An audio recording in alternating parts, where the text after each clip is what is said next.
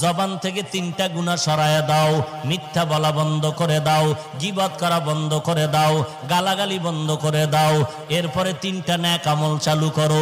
1 নম্বরে হাঁটতে চলতে উঠতে বসতে কার জিকির করব? 1 নম্বরে আল্লাহর জিকির। আল্লাহর জিকির, আল্লাহর নামের তাসবিহ পড়ো। সুবহানাল্লাহি ওয়া বিহামদিহি সুবহানাল্লাহিল আযীম, সুবহানাল্লাহি ওয়া বিহামদিহি সুবহানাল্লাহিল আযীম। পারা যাবেনি? আল্লাহ আমাদের কবুল করেন। 2 নাম্বার, আল্লাহর জিকিরের পরে কোরআন তেলাওয়াত করো। আল্লাহর কোরআনের তেলাওয়াত আল্লাহ পাওয়ার যত মাধ্যম আছে এর মধ্যে 2টা মাধ্যম বড় মারাত্মক গভীর। 1 নম্বরে নামাজ, 2 নম্বরে কোরআনের তেলাওয়াত। বেশি বেশি কোরআন তেলাওয়াত করো। যদি কেউ বলেন হুজুর কোরআন তেলাওয়াত জানি না, কোরআন